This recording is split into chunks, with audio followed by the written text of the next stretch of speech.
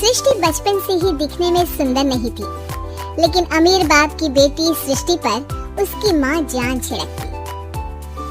मेरी बेटी कितनी प्यारी है, भगवान सबको सृष्टि जैसी बेटी दे। सृष्टि धीरे धीरे बड़ी होती है।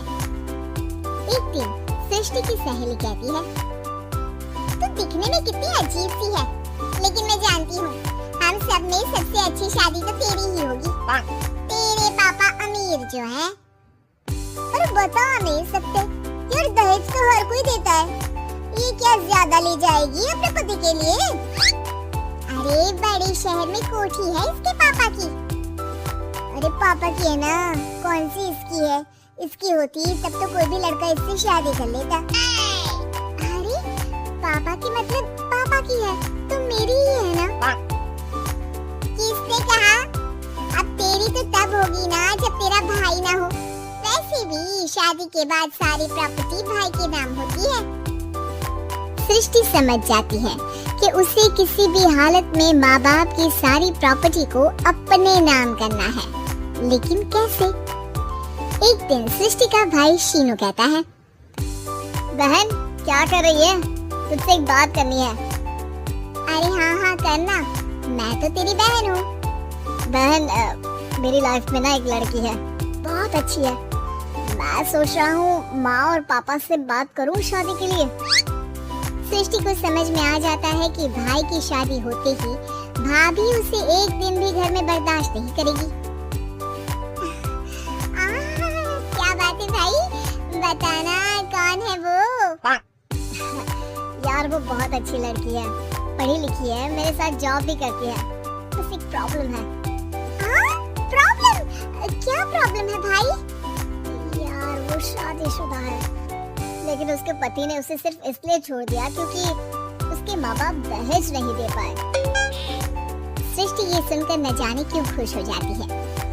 अरे भाई तो क्या हुआ, लड़की तुझे तो पसंद है ना? शीनू को लगता है कि बहन उसे समझ रही है। वो इस बात से अनजान होता है कि उसकी बहन की मंशा पूरा घर हड़पने की है। सृष्टि अपनी माँ से कहती है, मम्मी मुझे तो बहुत चिंता है, पता है शीनू क्या कर रहा है? अरे क्या कर रहा है, वो तो काम पर जाता है और वापस घर आता है। नहीं ना माँ, वो यही तो नहीं कर रहा, बाकी सब कर रहा है। आपको पता है उससे प्यार है, और वो भी एक शादीशुदा लड़की से। ये क्या हो गया, मैं सोसाइटी में क्या मुंह दिखाऊंगी?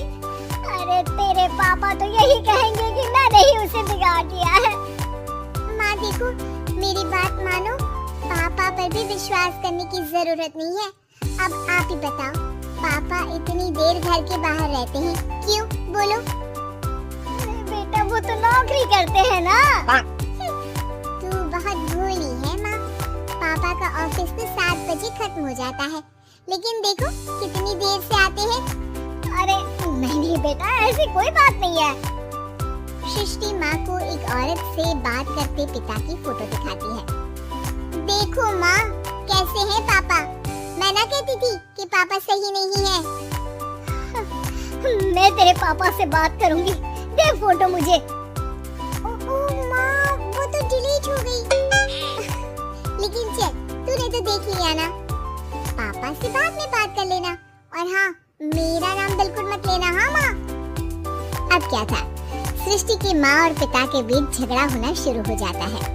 सृष्टि के मन में क्या चल रहा था कोई नहीं जानता था। एक दिन माँ सृष्टि के लिए एक लड़का देखा है, वो लोग शाम को उसे देखने आने वाले हैं। और हाँ माँ एक खुशखबरी, मैं और पापा मिलकर एक नया बिजनेस ट्राई कर रहे हैं। शाम को लड़का आता है, सांवले रंग का। सृष्टि को तो बिल्कुल भी पसंद नहीं आता। लड़की की माँ कहती है, लड़की का चेहरा तो कोई खास नहीं, लेकिन अगर मेरे बेटे को आप लोग सेटल कर दे तो मैं उसकी शादी आपकी बेटी से करवा दूंगा।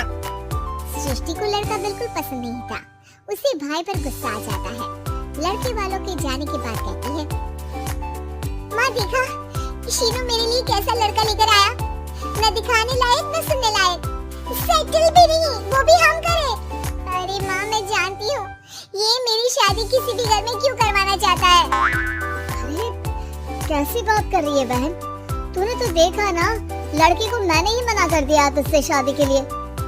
जिसने लड़का बताया था उसने उसकी बहुत तारीफ की थी।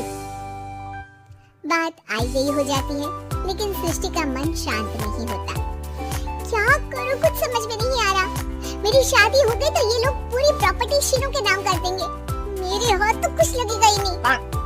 तभी सृष्टि को आइडिया आता है। वो किसी वकील को फोन करती है।